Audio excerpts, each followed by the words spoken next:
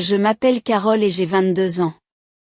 Je viens d'obtenir mon diplôme universitaire et j'ai une histoire à vous raconter à propos de ma maison, enfin, techniquement, la maison de ma mère. Du moins, c'était le cas jusqu'à ce qu'elle décède d'un cancer de l'intestin il y a 4 ans et qu'elle me la laisse.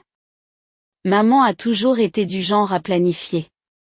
Même avant le diagnostic du cancer, elle s'assurait que tout était en ordre. Elle avait acheté la maison avant même de rencontrer mon père, et Dieu merci pour cette prévoyance. Elle s'est également assurée que je connaissais l'existence du testament. De cette façon, tu auras toujours une maison, m'a-t-elle dit, la voix ferme, malgré tout ce qu'elle vivait. Les choses n'ont pas toujours été aussi compliquées. Le mariage de mes parents a duré 10 ans avant que papa ne décide de nous quitter pour une autre femme. J'avais 9 ans lorsqu'il a fait ses valises. Pas de drame, pas de bagarre pour la garde des enfants ou la propriété. Il est simplement parti. La seule chose qu'il a acceptée, c'est de payer mes études supérieures. Et elle a ouvert un compte spécial et transféré la totalité de la somme pour mes futures études, tout de suite. Je suppose que c'était sa version de la pension alimentaire. Papa a rapidement fondé une nouvelle famille. Sa femme Linda a eu leur fille peu de temps après, elle a 10 ans de moins que moi. Je leur rendais parfois visite, je logeais dans la maison qu'ils louaient, mais je ne m'y sentais jamais à l'aise. Linda était occupée avec ma demi-sœur, la félicitant pour son dernier exploit ou la coiffant. Le père travaillait toujours, prétextant qu'il devait subvenir aux besoins de sa famille. Il est amusant de constater que je ne faisais plus vraiment partie de cette catégorie. Carole, aimerais-tu te joindre à nous pour le dîner? Linda demandait, mais son ton laissait toujours entendre qu'elle espérait que je refuserais. Nous restions cependant cordiales, échangeant des cartes d'anniversaire, des vœux pour les fêtes, des dîners de famille forcés à l'occasion. Tout était très correct et poli, de cette manière inconfortable qui vous donne la chair de poule. Maman gagnait bien sa vie en tant que comptable, si bien que lorsque le cancer a frappé, elle a pu se consacrer entièrement au traitement. J'avais 14 ans lorsque nous avons appris le diagnostic. Elle a immédiatement quitté son emploi pour se consacrer à la lutte contre la maladie. Pendant 4 ans, nous avons vécu entre les visites à l'hôpital et les séances de traitement. Maman ne s'est jamais plainte, pas une seule fois. Elle a continué à se battre, à planifier, à s'assurer que j'irais bien. Mais le cancer n'a que faire des projets. J'avais 18 ans quand elle est morte, quelques semaines avant mon départ pour l'université dans un autre état. Le chagrin m'a frappé de plein fouet, j'avais du mal à fonctionner. C'est alors que mon père m'a surprise en prenant les choses en main. Lui. Linda et ma demi-sœur ont emménagé temporairement chez moi pour m'aider à surmonter cette perte. J'étais trop engourdie pour me poser des questions à ce moment-là, trop reconnaissante pour tout soutien que je pouvais obtenir. Nous allons t'aider à surmonter cette épreuve, dit papa en passant son bras autour de mes épaules. Linda a acquiescé, essayant de prendre un air compatissant pendant que ma demi-sœur explorait ce qui était désormais ma maison. À la fin de l'été, j'étais confrontée à un dilemme. L'université commençait dans quelques semaines et je n'avais aucune idée de ce que j'allais faire de la maison de maman, qui était désormais la mienne. Je ne pouvais pas supporter l'idée de la vendre, mais la laisser vide pendant 4 ans ne me paraissait pas non plus très judicieux. C'est alors que papa a fait sa proposition un matin au petit déjeuner. Carole, dit-il en écartant sa tasse de café, j'ai réfléchi. Et si nous restions ici? Nous paierions toutes les factures? Nous entretiendrions la maison. Tu n'aurais à t'inquiéter de rien pendant que tu es à l'école. J'ai regardé Linda, qui préparait des crêpes sur la cuisinière.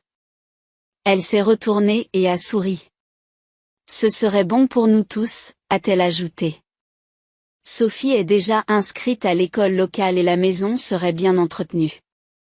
C'était logique. Pendant les 2 mois qu'ils avaient passés chez moi, les choses s'étaient étonnamment bien passées. Linda avait cessé d'être aussi distante, et Sophie, ma demi-sœur, avait commencé à me traiter comme une vraie sœur, au lieu d'une étrangère qui se présentait de temps en temps. J'ai donc accepté. Avec le recul, je me suis dit que c'était la solution idéale. J'ai emballé les affaires personnelles de ma mère, gardant ce que je voulais et stockant le reste dans le grenier. Je suis partie à l'université, confiante dans ma décision. Au cours des 4 années suivantes, je suis rentrée à la maison pendant les vacances et les congés d'été. Ces visites étaient agréables, en fait. Linda préparait de grands dîners de bienvenue. Elle me disait que j'avais fait ses lasagnes préférées, comme si elle avait toujours su ce que je préférais. Sophie m'entraînait dans sa chambre pour me montrer ses dernières œuvres d'art ou me parler du drame de l'école. Pendant les vacances de Noël, nous décorions tous ensemble le sapin. Papa soulevait Sophie pour placer l'étoile au sommet, tandis que Linda et moi nous disputions avec bonhomie sur la question de savoir si les guirlandes étaient ringardes ou classiques. Nous nous asseyions autour d'un chocolat chaud et, parfois, j'oubliais presque que ce n'était pas la famille avec laquelle j'avais commencé. Les visites d'été étaient différentes, plus longues, plus détendues. Sophie et moi passions des après-midi à la piscine municipale et je l'aidais à lire ses livres d'été. Linda m'invitait aux réunions de son club de lecture et nous nous amusions à disséquer le roman d'amour choisi ce mois-là. J'ai entendu Linda dire à papa un soir que ta sœur était très douée avec Sophie. C'est agréable de la voir à la maison. Cela m'a fait chaud au cœur, comme si nous étions vraiment devenus une vraie famille. J'appelais régulièrement pendant les semestres, je discutais chaque semaine avec papa de mes cours, je prenais des nouvelles de Linda à propos de l'entretien de la maison, les roses que tu as plantées fleurissent magnifiquement, Carole, et je faisais des sessions FaceTime avec Sophie, qui me tenait au courant de ses aventures au collège. Tout semblait parfait. Nous avions créé cette dynamique familiale étrange, mais fonctionnelle, construite sur les fondations de la maison de ma mère. Je n'aurais jamais imaginé que tout puisse s'effondrer aussi rapidement, mais je suppose que c'est ce qui arrive avec les maisons. Quelle que soit la solidité des fondations, on ne sait jamais ce qui se passe derrière les murs. Enfin, à 22 ans, avec mon diplôme en poche et un emploi en vue dans mon pays d'origine, j'étais prête à entamer le prochain chapitre de ma vie. J'avais déjà accepté un poste chez Marshall & Burkes Financial, dans ma ville natale. Ils m'ont fait passer un entretien via Zoom et m'ont offert le poste immédiatement. Tout se mettait parfaitement en place. C'est du moins ce que je pensais. Le taxi m'a déposé devant ma maison par un après-midi ensoleillé de juin. Les rosiers de ma mère étaient en pleine floraison. Même s'ils n'avaient pas l'air d'être entretenus de la même manière qu'avant. La pelouse était bien taillée et de nouveaux rideaux étaient accrochés aux fenêtres. Ce sont des petits changements qui se sont produits pendant que j'étais à l'université. En tirant mes valises jusqu'à la porte d'entrée, j'ai attrapé mes clés en souriant, m'imaginant déjà dormir dans mon ancienne chambre ce soir. Mais lorsque j'ai essayé de déverrouiller la porte, quelque chose n'allait pas. La clé ne tournait pas. J'ai réessayé, pensant que j'étais peut-être simplement fatiguée par le voyage, mais non, la clé ne rentrait pas. Mais non, la clé ne rentrait pas. J'ai marmonné, réessayé la clé avant de me lever et de frapper à la porte, bruyamment, puisque c'était le milieu de la journée et qu'ils étaient peut-être en train de regarder la télévision. Linda ouvrit la porte, ses yeux s'écarquillèrent de surprise. Elle portait un tablier et avait de la farine sur les mains, comme si elle avait fait de la pâtisserie. Carole, que fais-tu ici? J'ai fait rouler ma valise à l'intérieur, remarquant papa et Sophie dans le salon, tous deux semblant également surpris par mon apparition. Sophie était affalée sur le canapé avec son téléphone, tandis que papa était assis dans son fauteuil préféré, l'ancien fauteuil de maman, en train de lire quelque chose sur sa tablette. Qu'est-ce que tu veux dire? Je vis ici, dis-je en regardant autour de moi ce qui semblait être des changements subtils dans le décor du salon. Pourquoi a-t-on changé les serrures? Papa s'est gratté le cou, cette habitude nerveuse qu'il a depuis toujours. C'est vrai. Oui, je les ai changés le mois dernier. Par sécurité, tu sais. Il y a eu des cambriolages dans le quartier. Tu aurais pu me le dire, dis-je en essayant de ne pas faire ressortir l'agacement de ma voix. Ou m'envoyer une nouvelle clé. Je veux dire, c'est ma maison. Nous ne nous attendions pas à vous voir, dit Linda avec prudence, les bras croisés sur la poitrine. Elle avait essuyé la fleur sur ses mains et semblait de plus en plus mal à l'aise. Pourquoi pas? J'ai obtenu mon diplôme la semaine dernière. Je vous ai dit que je rentrais à la maison pour commencer mon nouveau travail. Je les ai regardés l'une après l'autre, me sentant de plus en plus mal à l'aise. Il y avait quelque chose de bizarre dans leur réaction. Sophie avait même posé son téléphone et regardait la scène avec une expression étrange. Carole, interrompt soudain papa en se levant.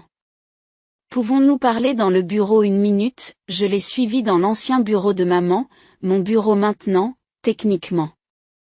Il y avait encore les diplômes de maman au mur et sa collection de livres de référence sur les étagères. Elle a fermé la porte derrière nous et j'ai remarqué que ses mains tremblaient légèrement lorsqu'il s'est tourné vers moi. Écoute, chérie, commença-t-il.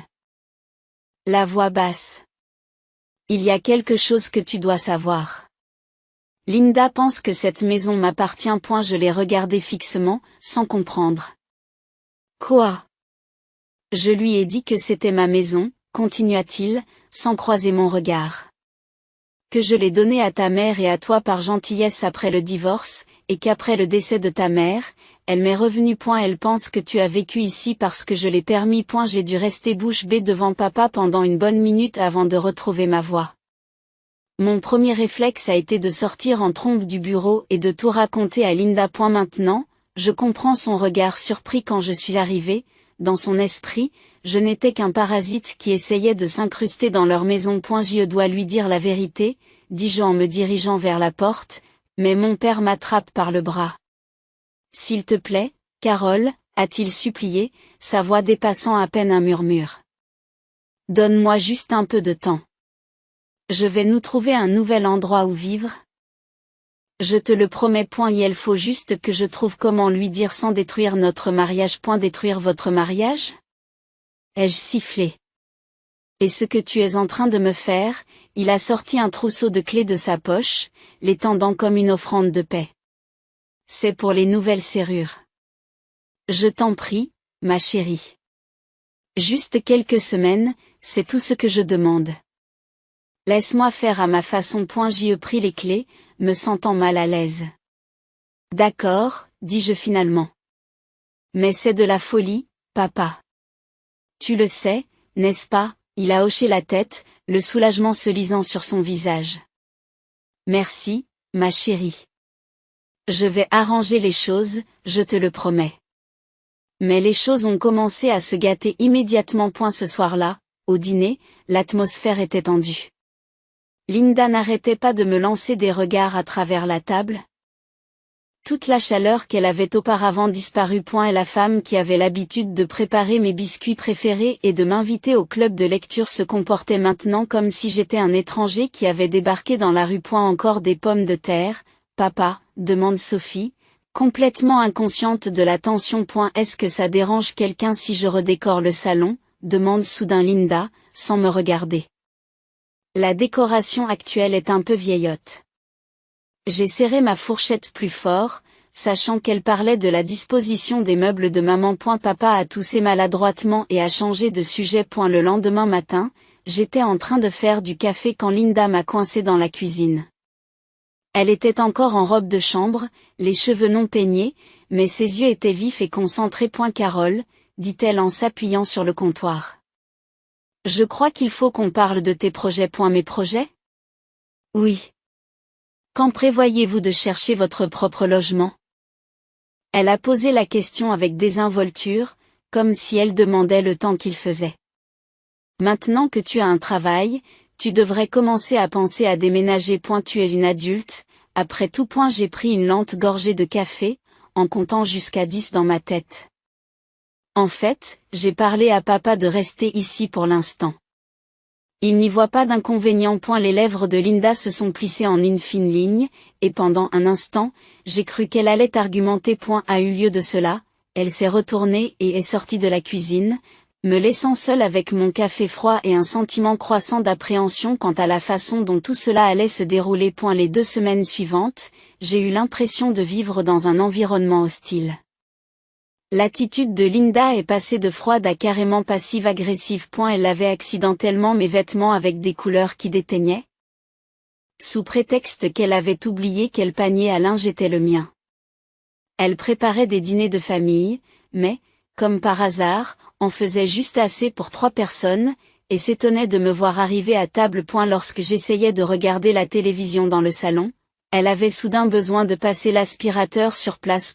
Si j'utilisais la cuisine pour préparer le petit déjeuner, elle faisait irruption et commençait à réorganiser les placards, marmonnant que certaines personnes n'apprenaient jamais à garder les choses en ordre. Elle a même déplacé le socle préféré de ma mère de sa place sur le manteau de cheminée à un coin d'étagère, sous prétexte qu'il ne correspondait pas à sa nouvelle vision de la décoration.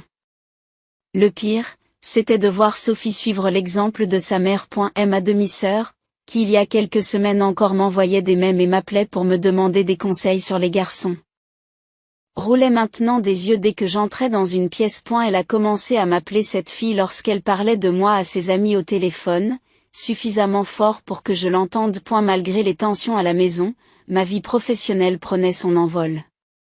J'ai rendu visite à Marshall et Brooks Financial, qui m'ont montré mon futur espace de travail, un beau bureau d'angle avec vue sur le centre-ville. Mes futurs collègues m'ont paru sympathiques et accueillants, en particulier Sarah, de l'équipe d'évaluation des risques, qui m'a proposé de déjeuner avec elle.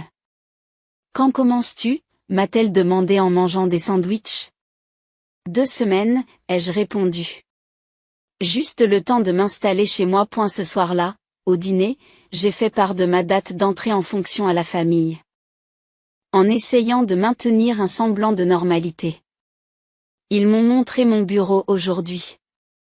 Je commençais dans 2 semaines. Et la fourchette de Linda tinta contre son assiette qu'elle posa avec un soin exagéré. N'est-ce pas merveilleux ? Dès que tu auras ton premier salaire, tu pourras commencer à chercher ton propre appartement. J'y connais quelques beaux complexes en ville, très abordables pour les jeunes professionnels. J'ai surpris le regard suppliant de papa à travers la table. Ses yeux semblaient me supplier de me taire, de maintenir sa vie juste un peu plus longtemps. J'ai poignardé mes poids et je n'ai rien dit. Pour éviter les tensions à la maison, j'ai commencé à reprendre contact avec d'anciens amis du lycée. Cathy et Jessica étaient toujours en ville, et nous nous rencontrions pour prendre un café ou faire du shopping, reprenant nos anciens rythmes. Comme si aucun temps ne s'était écoulé. Mais le retour à la maison était toujours inconfortable.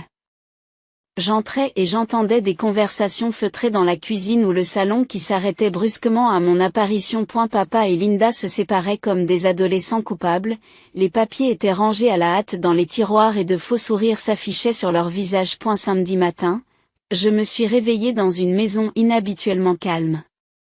Pas de bruit de préparation des repas de Linda dans la cuisine, pas de musique de Sophie dans sa chambre, pas de père regardant le sport à la télévision. Le silence me semblait anormal, comme le calme avant la tempête.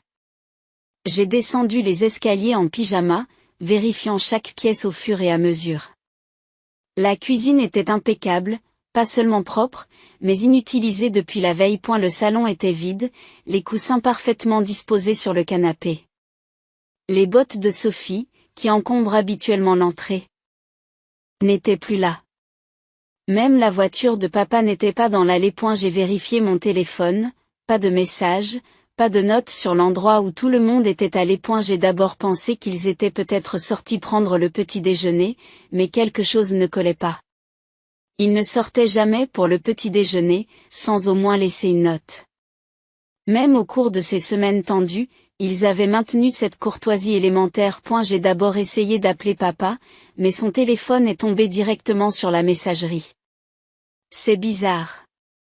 J'ai réessayé plusieurs fois avec le même résultat, cette voix automatisée qui me disait que la personne que j'essayais de joindre n'était pas disponible. Une note a commencé à se former dans mon estomac. Finalement, j'ai appelé Linda. Elle a décroché à la 4e sonnerie, alors que j'étais sur le point de raccrocher. Qu'est-ce que tu veux ? Sa voix était tranchante. Hostile comme je ne l'avais jamais entendu auparavant. En arrière-plan, j'entendais des vagues et ce qui ressemblait à de la musique tropicale. Je voulais juste savoir où tout le monde se trouve, dis-je, pris au dépourvu par son ton. Je me suis réveillée et la maison était vide. Elle a ri, d'un rire laid et méchant qui m'a serré l'estomac. Oh, on ne te l'a pas dit. Nous sommes aux Maldives. Vol en première classe, hôtel de luxe, tout y est. Nous ne l'avons pas mentionné parce que, franchement, nous ne voulions pas que tu nous accompagnes et que tu t'attendes à ce que nous payions aussi pour toi. Non pas que tu saches quoi que ce soit sur le fait de payer toi-même. Quoi. Je ne le saurais pas arrêter, elle m'a coupé la parole. J'en ai marre de toute cette situation. Tu n'es rien d'autre qu'un fainéant qui vit dans notre maison comme si elle t'appartenait. Ton père le supportera peut-être, mais moi. J'en ai assez. Sais-tu à quel point il est gênant qu'une femme adulte vive dans notre maison, mange notre nourriture, utilise nos services? Mes mains tremblaient tellement que j'avais du mal à tenir le téléphone. Je me suis enfoncée dans l'une des chaises de la cuisine, celle de ma mère en fait, ma jambe étant soudain trop faible pour me tenir debout. Linda, Non, écoute-moi, a-t-elle grogné. Ton père ne t'a jamais aimé, tu n'étais qu'une obligation. Il a déjà gaspillé assez d'argent pour ton éducation universitaire, et maintenant tu squattes notre maison comme une princesse qui a droit à tout. J'en ai assez. Tu pensais pouvoir vivre ici pour toujours, moucharder avec nous alors que nous travaillons dur pour entretenir cette maison? Je pouvais entendre Sophie ricaner en arrière-plan et la voix étouffée de mon père dire quelque chose que je n'arrivais pas à comprendre. La trahison m'a fait l'effet d'un coup physique. Quand nous reviendrons, continua-t-elle. Sa voix dégoulinant de venin, je veux que tu disparaisses. Tu me comprends? Fais tes valises et quitte notre maison. Si tu es encore là à notre retour, je te jetterai dehors moi-même. Et crois-moi, je ne serai pas tendre avec toi. Je me fiche de savoir où tu vas, vis dans la rue pour ce que j'en ai à faire. Tu n'es plus notre problème. Mais, et n'essaie pas d'appeler ton père. Il est d'accord avec moi, il est juste trop faible pour te le dire lui-même.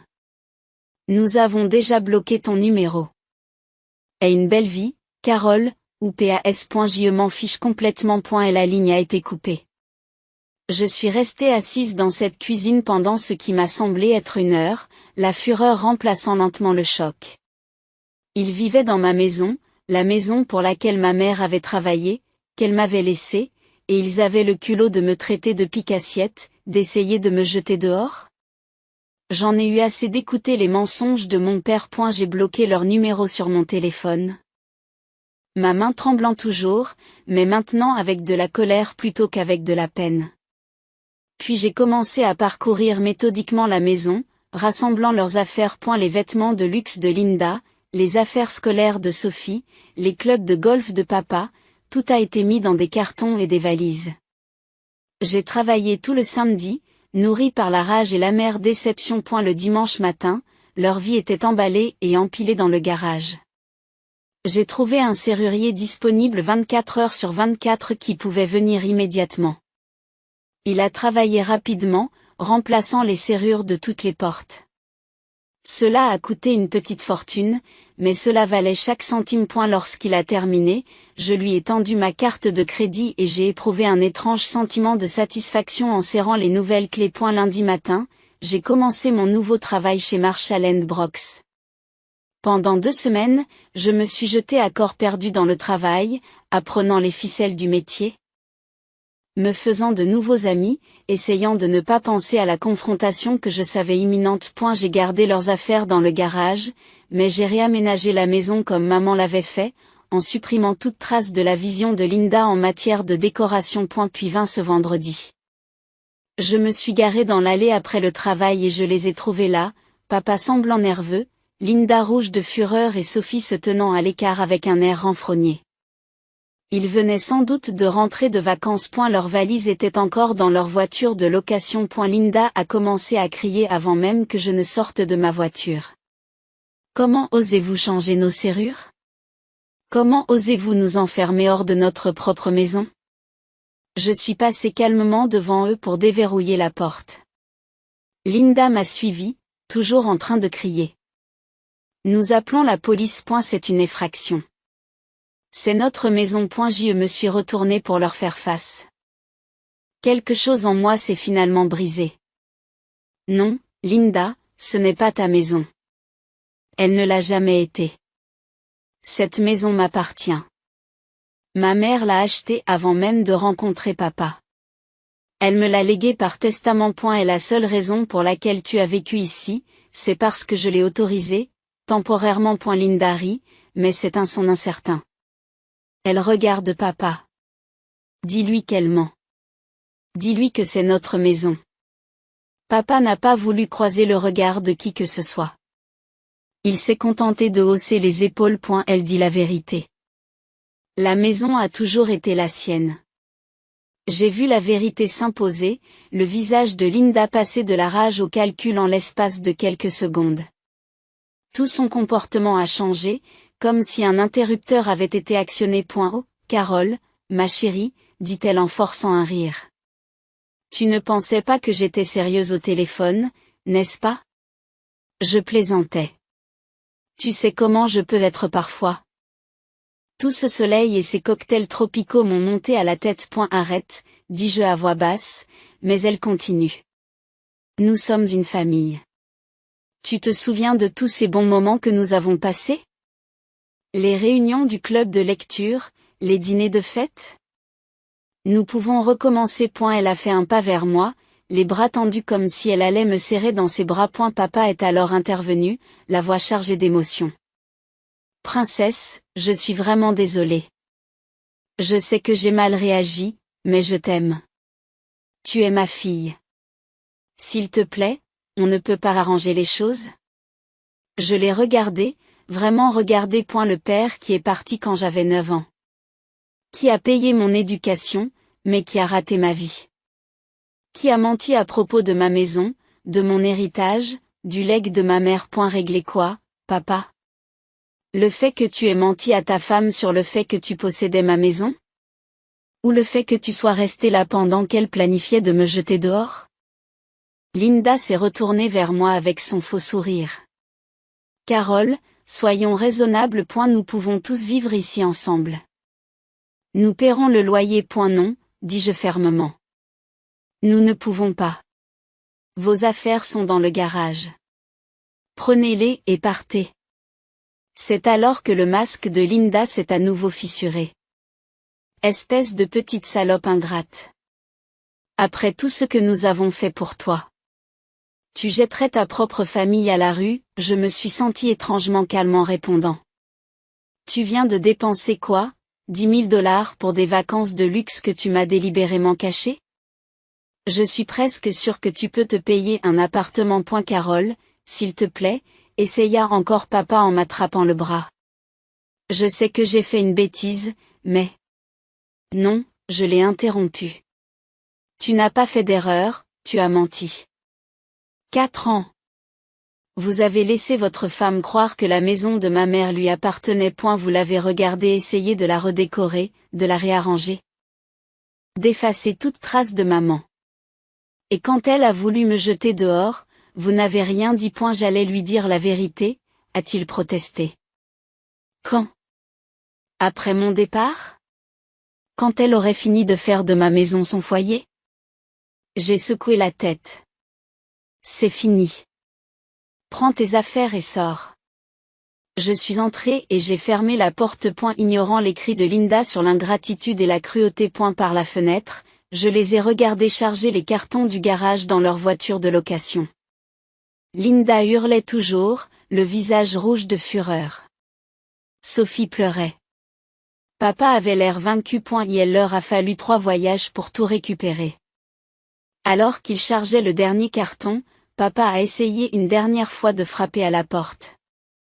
Je n'ai pas ouvert. Ils sont finalement partis alors que le soleil se couchait. Le lendemain, papa a essayé d'appeler d'un nouveau numéro. Carole, s'il te plaît, supplie-t-il. On peut arranger ça. Non, papa, nous ne pouvons pas. Ai-je dit. Linda a dit très clairement ce que vous pensiez tous de moi. Un parasite? Une obligation? Quelqu'un que vous n'avez jamais aimé? Peut-être que c'étaient ces mots, mais votre silence en disait assez. C'était il y a 2 mois. Je vis toujours dans la maison de maman, ma maison. J'ai repeint les murs, planté de nouvelles roses dans le jardin, je les fais miennes à nouveau. Parfois, je pense à eux, je me demande où ils ont fini.